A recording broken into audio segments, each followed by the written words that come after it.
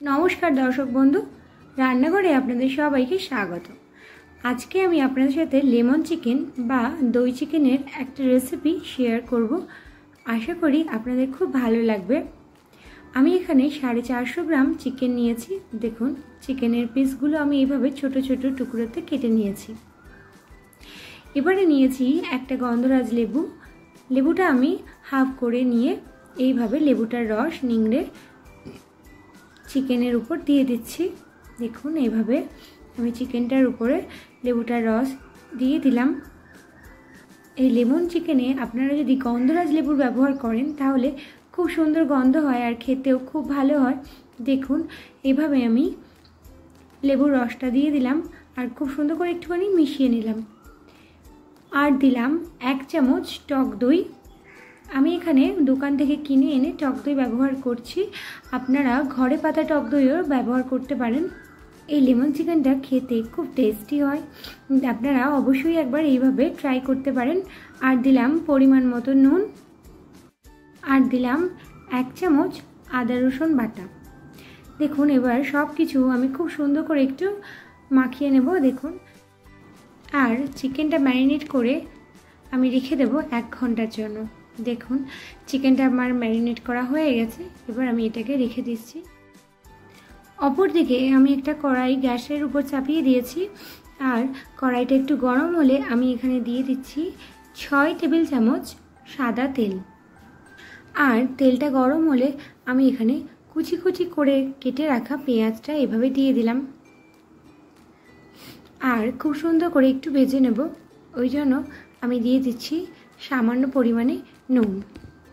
সব কিছু দিয়ে আমি খুব সুন্দর করে একটু পেঁয়াজটা ভেজে নিচ্ছি। দেখুন, এভাবে পেঁয়াজটা খুব বেশি কড়া করে ভাজার দরকার নেই, তবে একটু কাঁচা থাকলেও ভালো লাগে না, একটু লাল লাল হলে পেঁয়াজটা আমাদের ভাজা হয়ে যাবে।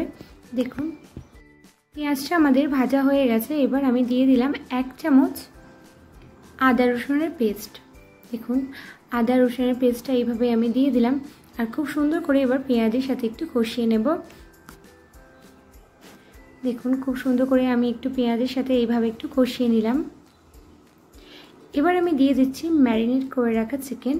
আমি 1 ঘন্টার মতো চিকেনটা ম্যারিনেট করে রেখেছিলাম। আপনাদের হাতে যদি সময় বেশি থাকে তাহলে এটা 2 থেকে 3 ঘন্টার মতো ম্যারিনেট করে রেখে দেবেন, তাহলে মশলাটা চিকেনের মধ্যে খুব সুন্দর করে ঢুকে যাবে আর খেতেও খুব ভালো লাগে। দেখুন, এভাবে আমি এবার চিকেনটাও দিয়ে দিলাম, আর খুব সুন্দর করে ওই পেঁয়াজের সাথে একটু মিশিয়ে নিচ্ছে। দেখুন, এভাবে এই লেমন চিকেন বা দই চিকেন যেটাই বলবেন না কেন, খেতে খুবই ভালো লাগে। আপনারা একবার ট্রাই করে দেখবেন।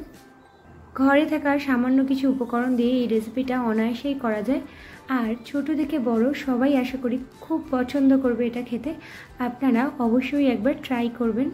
দেখুন, এভাবে আমি চিকেনটা খুব সুন্দর করে একটু কষিয়ে নেব। আমি এখানে 1 ফোঁটাও জলের ব্যবহার করিনি, কারণ দই মাখিয়ে রাখার ফলে প্রচুর পরিমাণে জল এমনিই বেরিয়ে যাবে। আমি এখানে 1 চা চামচ লাল লঙ্কার গুঁড়ো ব্যবহার করেছি। আপনারা যদি ঝাল বেশি পছন্দ করেন তাহলে লঙ্কা গুঁড়োর পরিমাণটা বাড়িয়ে দেবেন। আর দিলাম হাফ টিস্পুন জিরের গুঁড়ো, আর দিলাম 2 টেবিল চামচ চিনি। চিনিটা আপনারা অবশ্যই করে দেবেন। এই লেমন চিকেন একটু মিষ্টি হয়, তো খেতে খুব ভালো লাগে। আপনারা একটু করে মিষ্টিটা অবশ্যই করে দেবেন। আর দিলাম স্বাদ মতো নুন। নুন যেহেতু আমরা আগে থেকেই ম্যারিনেট করার সময় দিয়েছি, তাই নুনটা একটু বুঝে দেবেন। এবার সব কিছু খুব সুন্দর করে একটু মিশিয়ে নিচ্ছি, আর এটা আমি হতে দেব 10 থেকে 15 মিনিটের জন্য। একদম লো ফ্লেমে আমি এটাকে হতে দেব। দই থেকে এমনিতেই খুব জল বেরিয়ে যায়, তো আর এক্সট্রা করে কোনো জল দেওয়ার প্রয়োজন হবে না। দেখুন, এভাবে আমি খুব সুন্দর করে চিকেনের সাথে সব কিছু মিশিয়ে নিলাম, আর এটা হতে দেবো আমি 15 মিনিটের জন্য। দেখুন কতটা পরিমাণে জল বেরিয়েছে। আমি এটা আরও হতে দেব 10 মিনিটের জন্য। দেখুন, 10 মিনিট পর ফিরে এলাম। আমাদের চিকেনটা খুব সুন্দর করে সেদ্ধ হয়ে গেছে, আর জলটাও অনেকটাই বেরিয়েছিল, সেটা কমেও গেছে। আমাদের লেমন চিকেন একদম রেডি হয়ে গেছে সার্ভ করার জন্য। খুব ইজি আর খুব তাড়াতাড়ি হয়ে যায় সামান্য কয়েকটা উপকরণ দিয়ে।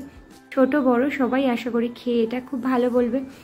যে কোনো ছুটির দিনে আপনারা বানিয়ে ফেলতে পারেন এই রকম লেমন চিকেন বা দই চিকেন, যেটাই বলেন না কেন, খেতে কিন্তু খুবই ভালো হয়। আপনারা অবশ্যই ট্রাই করবেন আর আমাকে জানাতে ভুলবেন না আপনাদের এই লেমন চিকেন খেতে কেমন লাগলো। ভালো লাগলে লাইক, কমেন্ট, শেয়ার করতে ভুলবেন না। আর আমার চ্যানেলটিকে সাবস্ক্রাইব করার অনুরোধ রইল। ধন্যবাদ। ভালো থাকুন, সুস্থ থাকুন।